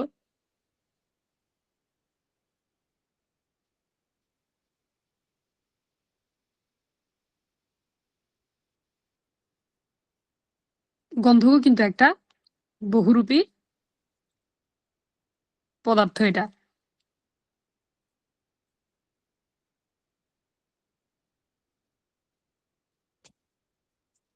দেখেন এটা কিন্তু একটা অধাতব মৌল, হ্যাঁ, অধাতু। গন্ধক একটা অধাতু। এটা রাসায়নিক সংকেত কেউ বলতে পারবেন? সালফার। হ্যাঁ, এস, শুধু এস। গন্ধক হচ্ছে সালফার। তো এই যে দেখেন বেশিরভাগ গন্ধকই খনিতে বিশুদ্ধ অবস্থায় পাওয়া যায়। আর যে গন্ধকটা পাওয়া যাচ্ছে সেটা কি কেলাসিত অবস্থায় থাকতেছে, দানাদার অবস্থায় থাকতেছে। সাধারণ অবস্থায় গন্ধকের বর্ণটা কিরকম, এই যে উজ্জ্বল হলুদ, যেভাবে আমরা হাইলাইটার দিয়ে রাখছি তাতে এটা আপনাদের মনে থাকবে, উজ্জ্বল হলুদ। এটা পানিতে অদ্রবণীয়, কার্বন ডাইসালফাইডের দ্রবণীয়। পানিতে কিন্তু গন্ধক দ্রবীভূত হয় না। আচ্ছা, এরপরে দেখেন এইটার গন্ধক একটা বহুরূপী মৌল, এর 4টা রূপভেদ আছে। দেখেন এখানে আমরা একটু দেখি 4টা রূপভেদের মধ্যে, এই যে দেখেন রম্বিক গন্ধক, একাক্ষী গন্ধক, প্লাস্টিক বা নমনীয় গন্ধক, শ্বেত গন্ধক। এটা খুবই সক্রিয় একটা মৌল, সব ধাতুর সঙ্গে বিক্রিয়া করে যৌগ গঠন করে। বাতাসে নীল শিখা সহ জলে এটার একটা গন্ধ হয়, মানে একটা গ্যাস তৈরি হয় যখন নীল শিখা সহ জলে, এবং এটার একটা মানে খুবই দম আটকানো কটু একটা গন্ধ হয়। সেই গ্যাসটা কি গ্যাস? গ্যাসের নাম হচ্ছে সালফার ডাই অক্সাইড। কেউ এটা সংকেতটা বলতে পারবেন? SO2।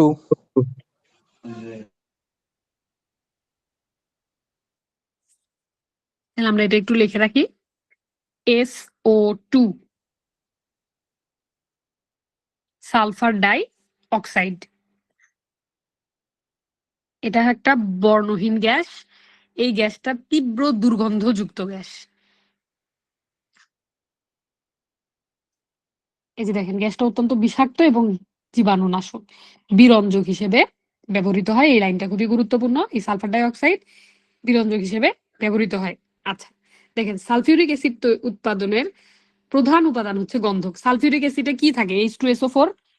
এই দেখেন H2SO4, এখানে কিন্তু সালফার আছে। তাহলে সালফিউরিক অ্যাসিডের একটা গুরুত্বপূর্ণ উপাদান গন্ধক।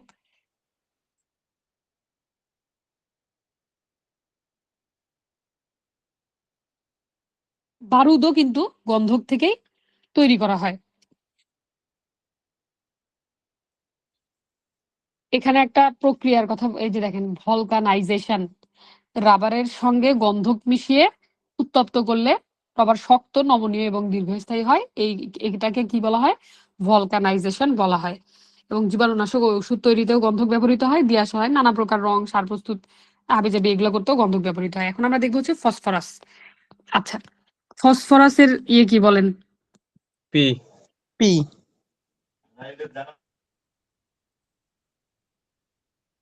ভাষণ দিচ্ছে কি আপনাদের ওইখানে? একজনের কথার মাঝখানে শুনলাম। রুমমেট আপু। আচ্ছা আচ্ছা, আপনাদের ক্লাস নিত যে জুনিয়র যারা প্রথমের দিকে, ওরা আসলে হলে থাকতো, তো ওদের খুব কষ্ট হয়ে গেছে আসলে। আসলে হল লাইফটা মজা প্লাস সাজা দুইটারই। হল লাইফে অনলাইন ক্লাস করাটাও একটু কষ্ট, মানে অনলাইন ক্লাস করানোটা সবচেয়ে বেশি কষ্ট। আচ্ছা দেখেন ফসফরাস হচ্ছে পি, হ্যাঁ। তো এখানে দেখেন এই যে ফসফরাস কিন্তু এটাও একটা অধাতব মৌল, অধাতু। এটাও বহুরূপী মৌল। এই ফসফরাস হচ্ছে একটা গ্রিক শব্দ যার অর্থ হচ্ছে দীপ্তিমান। অন্ধকারে এই মৌলটা মৃদু আভা বিকিরণ করে বলে এর নাম দেওয়া হয়েছে ফসফরাস। তো এটা কিন্তু সাদা ফসফরাস হিসেবে পাওয়া যায়, লাল ফসফরাস হিসেবে পাওয়া যায়। এটা অত্যন্ত সক্রিয় একটা মৌল, কিন্তু এটা প্রকৃতিতে যৌগ, ফসফরাস যৌগ হিসেবে অবস্থান করে। প্রধান উৎস হচ্ছে জীবজন্তুর হাড়, ডিমের হলুদ অংশ, দুধ, দই, মাছ। এখানে হচ্ছে কিছু একটা বাদ পড়ে গেছে লেখার সময়ে, সেটা এখন আমি আপনাদেরকে বলে দিচ্ছি, একটু দাঁড়ান, শুধু বইয়ের সাথে মিলাই নেই।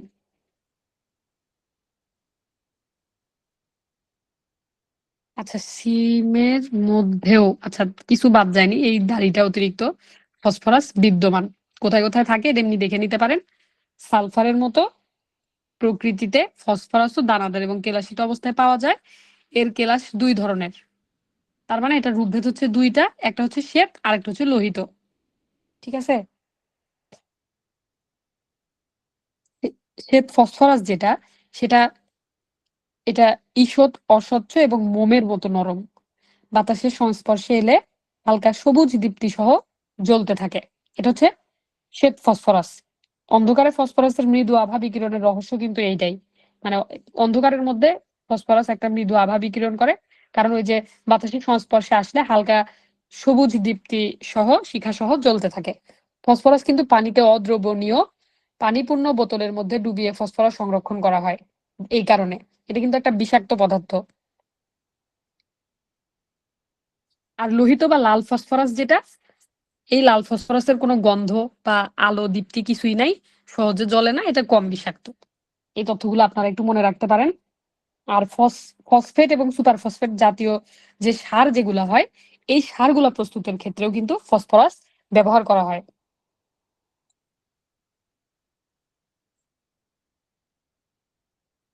আচ্ছা দাঁড়ান, একটু পৃষ্ঠাটা আবার চলে গেল, এটা কোনো একটা। আচ্ছা, এই ইয়াটা শেষ আর কি, এই পিডিএফটা শেষ যেটুকু আপনাদেরকে পড়ালাম। এই চ্যাপ্টারটা একটু ভালো করে পড়বেন, এখান থেকে প্রশ্ন আসতে পারে। আজকে আর একটা জিনিস আপনাদেরকে খুবই মানে অল্প সময়ের মধ্যে পড়ায় দিব।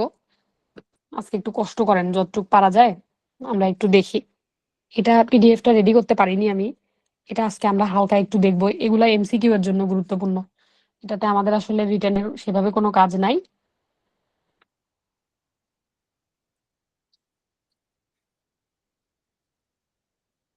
যেহেতু বোর্ড বইটা আমরা দেখতেছি তো এটাও আমরা একটু ভালোভাবেই দেখি। দেখেন, এই চ্যাপ্টারটা হচ্ছে চ্যাপ্টার নাম্বার 5, গৃহ নির্মাণ সামগ্রী। তো এখান থেকে আমি আসলে সবকিছু পড়িনি, এখান থেকে খুব অল্প কিছু জিনিস আমি পড়ছিলাম, যার মধ্যে আপনাদেরকে যেগুলো আমার বইয়ে দাগানো আছে সেই জায়গা থেকে কিছু জিনিস একটু পড়ায় দেই, যাতে টার্ম গুলো আপনাদের সাথে পরিচিত থাকে। প্রথমত আমরা পড়বো হচ্ছে সিমেন্ট।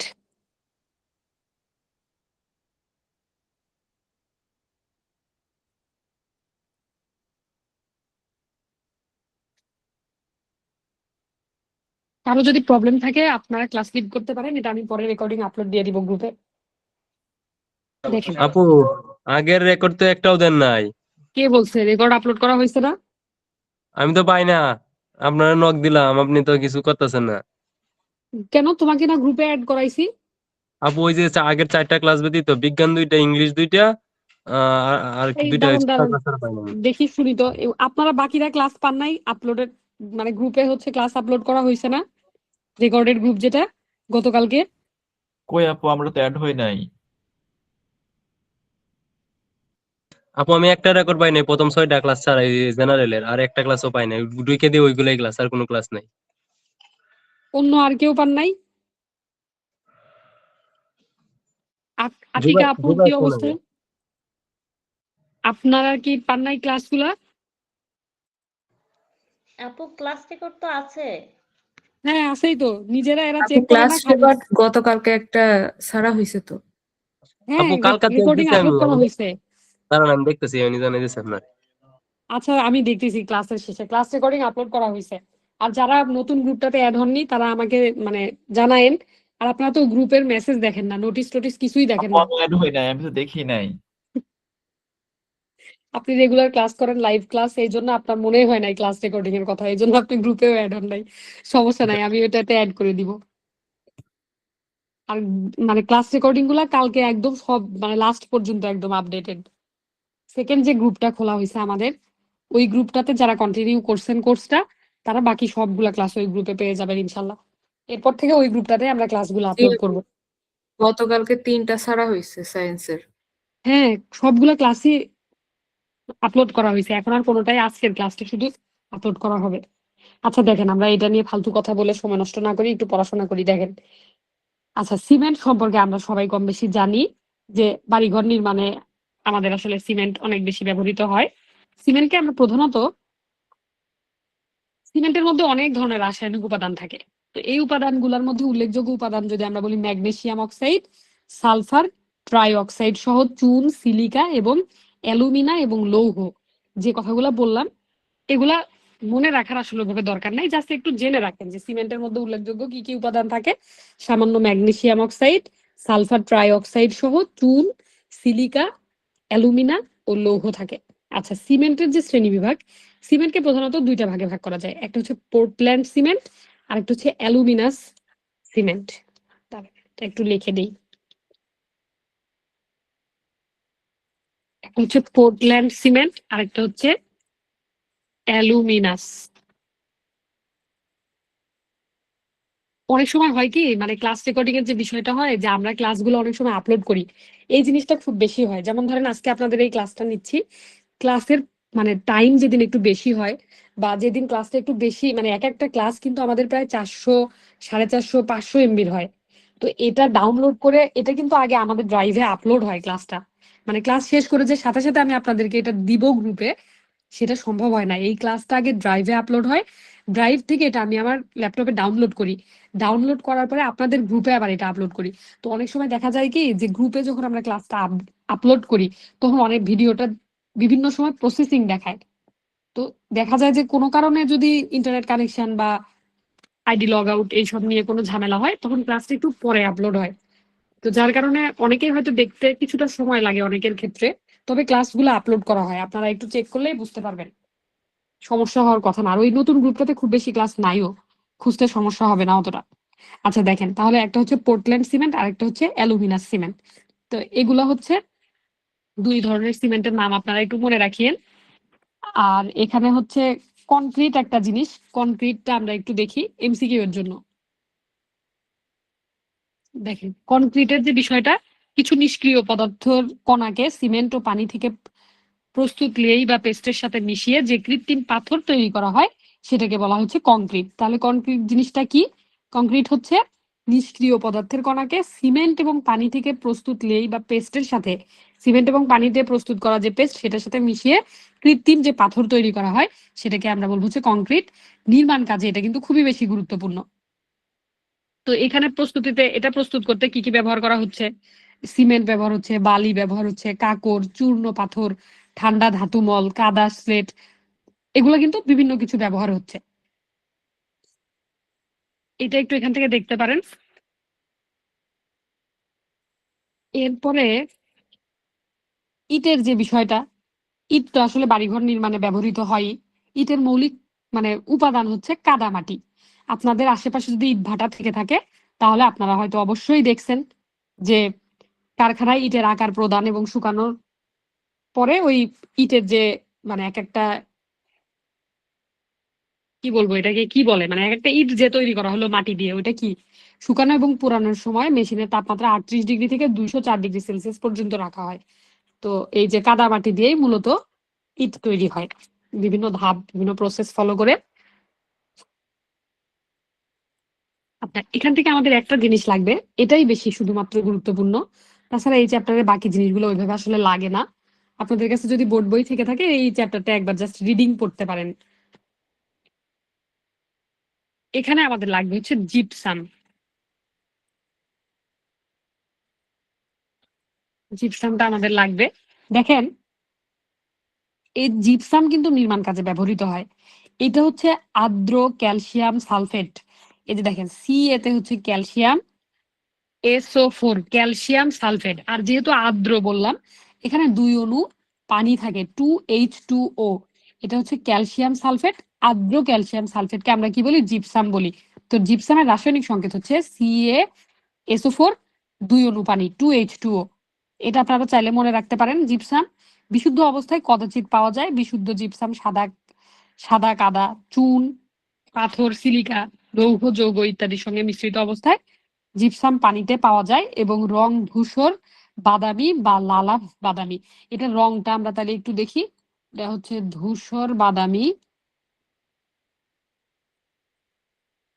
ধূসর কমা বাদামি বা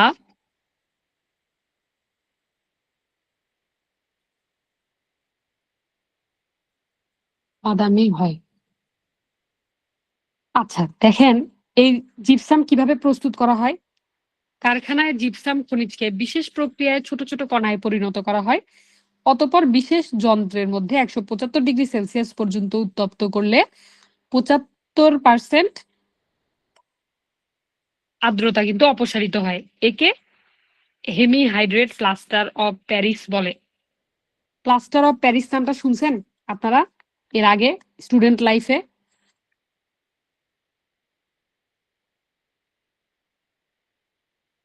বলেন, শুনেন নাই কেউ? না আপু,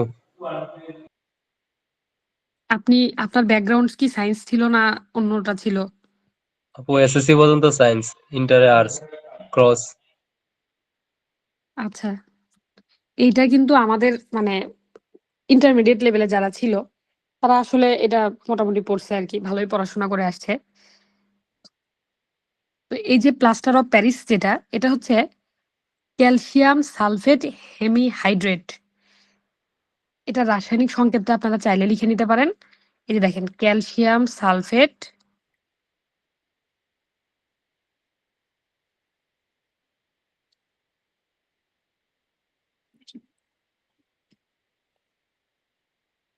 ক্যালসিয়াম সালফেট আর লিখলাম না, হ্যাঁ, হেমিহাইড্রেট।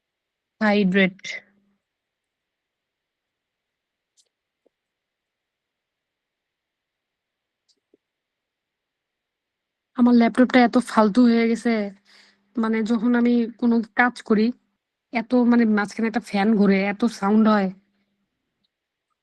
এটা কিন্তু হাফ অনুপানি, হ্যাঁ, দেখেন এর আগেরটা কিন্তু 2H2O ছিল, 2 অনুপানি জিপসাম যেটা।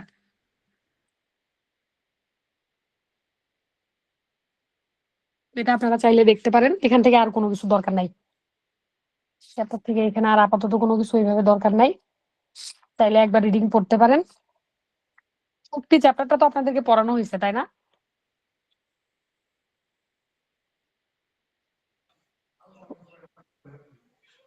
শক্তি তো প্রথমের দিকের ক্লাসগুলোর মধ্যে চলে গেছে। আর এখানে আরেকটা চ্যাপ্টার আছে, এখান থেকে আপনারা কিছু জিনিস হালকা পাতলা একটু দেখবেন। জ্বালানি নামে একটা চ্যাপ্টার পাবেন হয়তো। এই জ্বালানি গুলা থেকে আসলে অত বেশি গুরুত্বপূর্ণ কিছু নাই, রিটেনে আসার মতো তেমন কিছু নাই। তবে এখানে বায়োগ্যাসটা হালকা একটু দেখতে পারেন। বায়োগ্যাস কি? ওই যে গোবর থেকে যে গ্যাস তৈরি করে। এই ছোটবেলায় আমাদের বাসার আশেপাশে অনেক মানুষের গরু ছিল, তারা গরুর গোবর সংগ্রহ করে ওই হাউস নির্মাণ করে ওই গোবর দিয়ে গ্যাস বানাইতো, গ্যাস বানায় এগুলা দিয়ে রান্না বান্না করতো। তো বায়োগ্যাসটা সম্পর্কে আপনারা একটু আইডিয়া নিবেন, শুধুমাত্র বায়োগ্যাসটা সম্পর্কে একটু আইডিয়া নিবেন রিটেনের জন্য। বায়োগ্যাসের ব্যবহার, বায়োগ্যাস কি।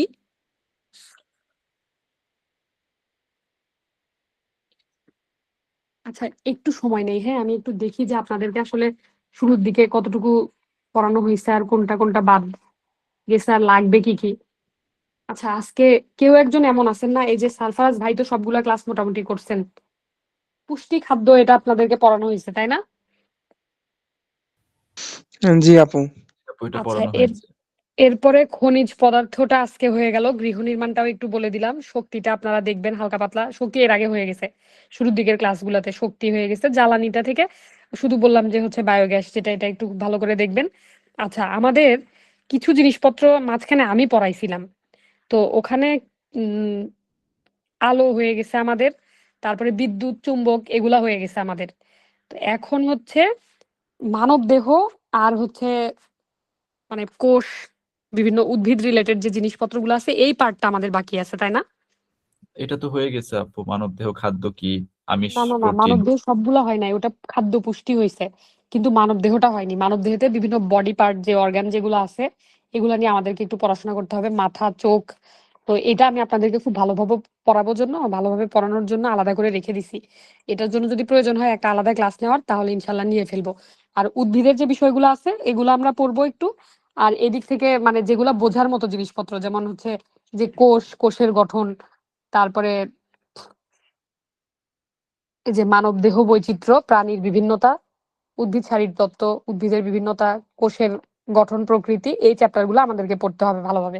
তাহলে মোটামুটি আমাদের বিজ্ঞানের যে একেবারে মোস্ট ইম্পর্টেন্ট টপিকগুলো এগুলো হয়ে যাবে। আর আপনাদের আরেকটা ক্লাসে পুরো একটা বিসিএস এর জন্য যে বইটা আপনাদের যার কাছে থাকুক না কেন কিছু প্রশ্ন আমি দাগায় দিব, যে এই প্রশ্নগুলো আপনারা খুব ভালো করে পড়বেন। আর বিজ্ঞানের মধ্যে একটা জিনিস পড়তে হবে, সেটা হচ্ছে আইসিটি। এখান থেকে প্রশ্ন যেটা আসে সেটা চাইলে স্কিপ করা যায়, তো আমি এটা রিটেনের সময় স্কিপ নিজে করে আসছি, অন্য প্রশ্ন থেকে আনসার করার সুযোগ থাকে। এটা আসলে স্কিপ করছিলাম কিনা তাও ভালো মতো মনে নাই, তবে আমার নিজের প্ল্যান ছিল যে আইসিটিতে আমি একদমই সময় দিব না ওই সময়, কারণ যখন আমি নিজে প্রস্তুতি নিই তখন একদমই টাইম ছিল না। তবে আপনাদেরকে আমি এটা পড়াবো, এতে যদি আমাদের কিছু ক্লাস বেশি নিতে হয় সেটা আমি অবশ্যই নিব ইনশাল্লাহ, যেহেতু আমি নিজেই নিচ্ছি তো অত প্যারা নেওয়ার কিছু নাই। প্যারা শুধু বই একটাই, কিছু ক্লাস বেশি করতে হবে এই। আচ্ছা সারফরাজ ভাই কি বলতেছিলেন বলেন তো? আপু ইংলিশ আর ম্যাথটাতে একটু জোর দিয়েন। হ্যাঁ হ্যাঁ, আরে ইংলিশ তো আমরা আপনাদেরকে খুবই স্লো পড়াচ্ছি, দেখছেন না? ইংলিশ তো যে ক্লাসগুলো হয়েছে এগুলো করছেন তো ঠিকভাবে? হ্যাঁ, এই দুইটা নিয়ে কিন্তু খুব চিন্তায় আছি। আচ্ছা সমস্যা নাই, ম্যাথের জন্য আপনাদের মানে বেসিক যে জিনিসপত্রগুলো মানে গোছানো হয়ে গেলে কোর্সের মধ্যে যেগুলো হচ্ছে সেগুলো হলো। এরপরে প্রতিদিন আমি অঙ্ক দিয়ে দিব আপনাদেরকে, বাসার কাজ। বুঝতে যেটা পারবেন না সেটা নিয়ে আমরা কথাবার্তা বলবো, এই তো অনেকদিন তো পাচ্ছি আমরা সময়। আর আপনারা নিজেরা একটু কষ্ট করবেন, সেটা হচ্ছে কিছু ইফোর্ট আসলে নিজেদেরকে দিতে হয়।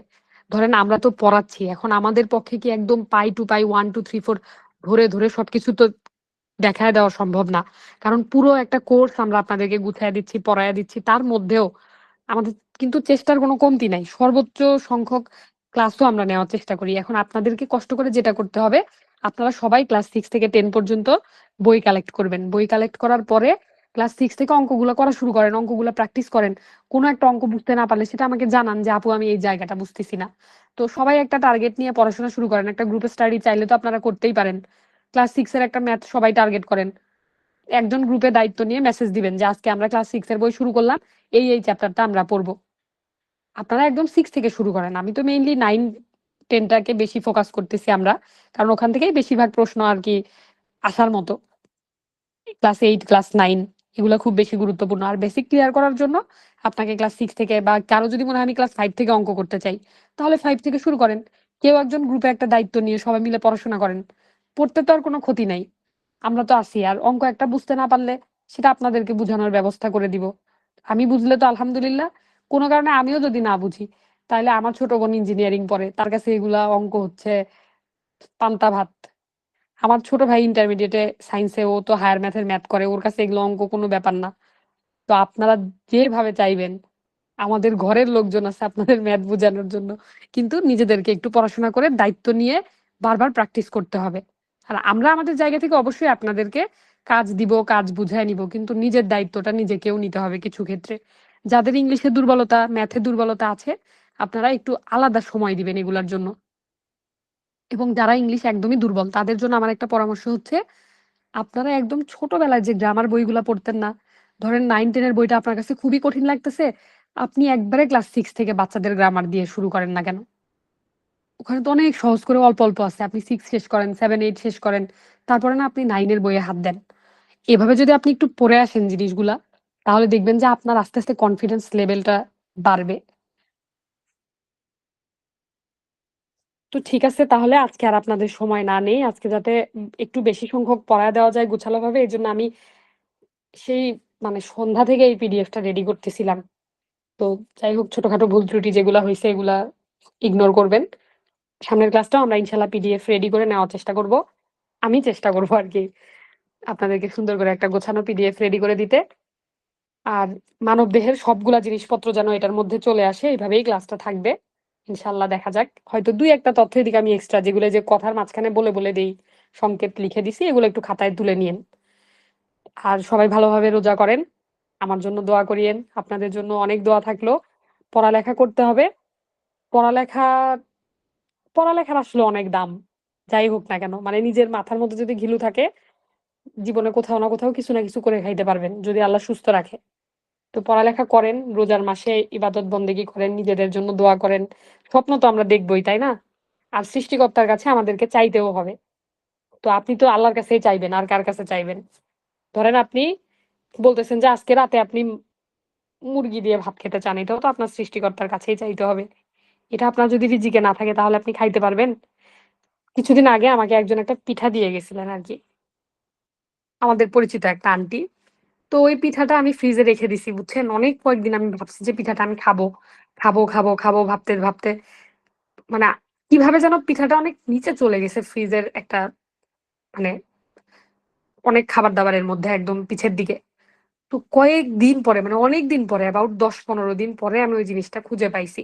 তখন আমার এত আফসোস হয়েছে, মানে জিনিসটা আমার খাওয়ার এত আগ্রহ ছিল, কিন্তু দেখেন এটা আমার রিজিকে ছিল না, জিনিসটা কিন্তু নষ্ট হয়ে গেছে, এটা আমি আর খাইতে পারিনি।